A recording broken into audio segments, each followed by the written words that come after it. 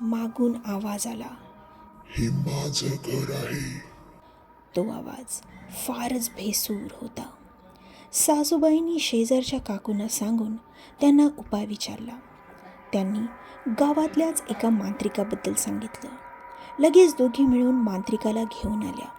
मांत्रिकात येताच खिडकी दरवाजे जोरजोरात वाजू लागले. जोराचा वारा सुटला.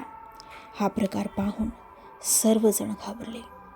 वरच्या मजल्यावरून विचित्र आवाज येऊ लागला. मांत्रिक वरच्या मजल्यावर जाऊ लागला.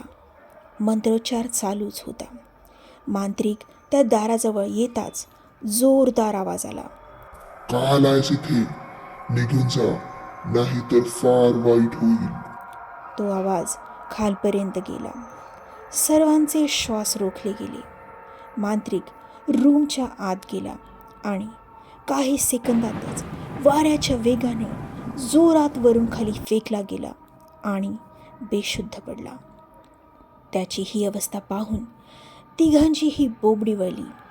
रवीने आरतीची कॅसेट लावून टाकली. पण आता तर संपूर्ण वाड्यात जणू वादळ उठलं होतं. तिघेही हादरून गेले. मांत्रिकाला उठवण्याचा प्रयत्न करू लागले. खूप प्रयत्नानंतर शेवटी तो उठला. म्हणाला, ती आत्मा खूप भयंकर आहे. तिला ह्या घरातून काढणं जवळपास अशक्य आहे. ती खूप दिवसांपासून इथे आहे. त्याचं बोलणं ऐकून तिघेही अवाक होऊन पाहू लागले. काय बोलावं त्यांना काही सुचेना. वाड्याचा अवतार असा झाला होता जसं की तो फार जुनाट वाडा आहे. तिकडे शहरात सासरे त्यांच्या मित्राकडे पोहोचले. त्याला घडलेला प्रकार सांगितला. तो त्याला एका मौलानाकडे घेऊन गेला. तिथे गेल्यानंतर मौलानाला सर्व काही सांगितलं. तर मौलाना म्हणाले, घाई करायला हवी. मग तो शहरी मित्र, मौलाना आणि सासरे तिघेही तातडीने गावाकडे निघाले.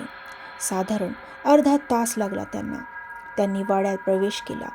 मांत्रिक अजूनही तिथेच होता. मौलानाने सर्वांना खालीच राहण्याचा इशारा केला आणि एकटेच वरती गेले. मांत्रिकाला राहावलं नाही. तोही त्याच्या पाठोपाठ वरती गेला. मौलानांनी रूमच्या आत प्रवेश केला. आत जाताच एका भला मोठ्या राजासारख्या तक्त्यावर एक ब्राह्मण बसला होता. त्याने जाणव घातलं होतं. तो एखाद्या राजासारखा बसला होता. त्याने धोतर नेसलेलं होतं.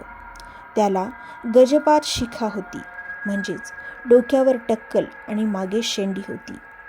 मौलानांना पाहून म्हणाला, अस्सलामु अलैकुम मौलाना साहब. मांत्रिकही तोपर्यंत पोहोचला होता. त्याला मौलानांशी असं बोलताना पाहून मांत्रिक अवाक झाला. मौलानांनी उत्तर दिलं, वालेकुम अस्सलाम. तुला काय हवंय? तो ब्राह्मण म्हणाला, मला काहीही नकोय. मला इथून बाहेर काढण्याचा प्रयत्न करू नका. मी खूप वर्षांपासून इथे आहे. मी कोणालाही नुकसान पोहोचवणार नाही. पण माझ्या नादाला लागू नका, नाहीतर परिणाम वाईट होईल. त्याला काहीही न बोलता मौलाना बाहेर निघून गेले. मांत्रिकही त्यांच्या सोबत आला. मांत्रिक त्याला घराच्या बाहेर काढण्याचा प्रयत्न करू लागला.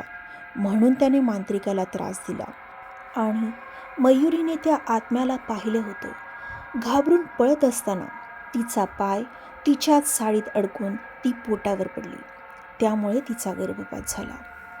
मौलाना आणि मांत्रिकाकडून त्या आत्म्याबद्दल कळाल्यावर मयुरी आणि तिच्या सासरच्यांनी त्यांचा वाडा सोडला आणि ते कायमचे शहरात निघून गेले.